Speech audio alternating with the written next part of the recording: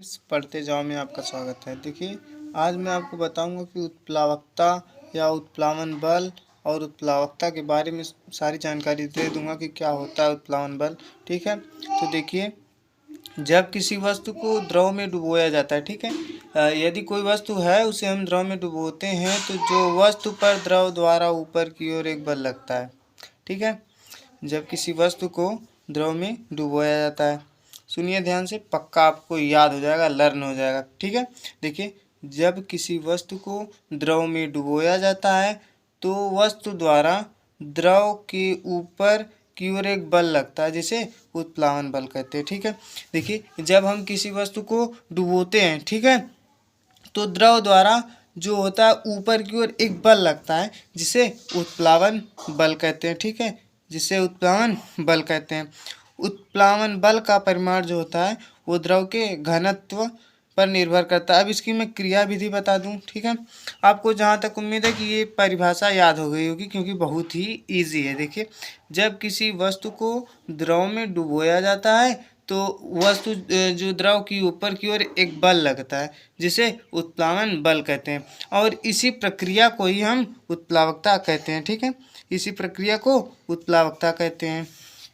अब देखिए, उत्प्लावन बल का मापन, मतलब उत्प्लावन बल कैसे आया, ठीक है, बताता हूँ। देखिए, पहले हम एक बेलन लेंगे। ठीक है, एक बेलन ले लिया। ठीक है, एक ठोस बेलन लेते हैं, उसमें एक कमानीदार तुला लटका देते हैं। तुला मतलब समझ रहे हैं, तराजू। ठीक है, उसमें एक तराजू लटका देते हैं तथा उसका भार नोट कर लेते हैं। पहले जब वायु में बेलन का भार हम नोट कर लेते हैं तो माना जो उसका वायु में उसका भार है वो W1 ग्राम है। अब उसे हम एक बीकर, बड़ा सा बीकर है, उस बेलन को हम उस बीकर में डाल देते हैं। ठीक है, और बेलन को बीकर में जैसे जैसे हम डालते हैं ना तो वो बेलन का जो भार होता है वो कम हो जाता है। ठीक है, बेलन का भार जो होता है वो कम हो जाता है। ठीक है, अब हमें कैसे पता चलता है कम होता है?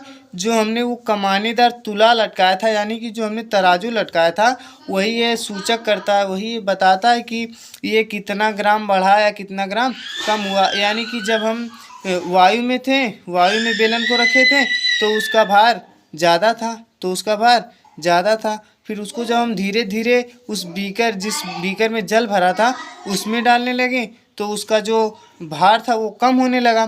ठीक है, जब पूर्ण रूप से उस बेलन को हम उस बीकर में डुबा दिए तो उसका भार कम हो गया, बहुत ही कम हो गया। फिर उसी भार को हम नोट कर लिए, उसी भार को हम कमानीदार तुला द्वारा नोट कर लिए।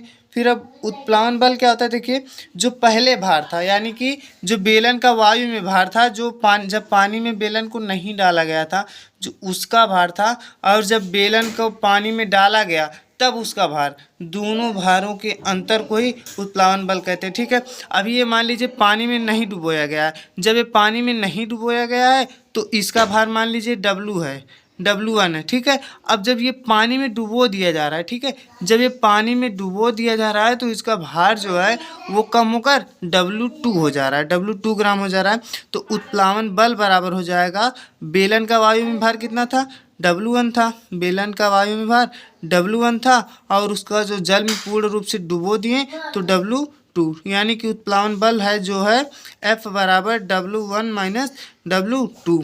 ठीक है, फिर से देखिए, जब हम किसी ठोस बेलन को किसी द्रव में डुबोते हैं, ठीक है, उससे पहले उसमें एक कमानीदार तुला लटका देते हैं जिससे हम उसका भार पहले नोट कर लेते हैं। ठीक है, फिर उसको हम द्रव में डुबोते हैं।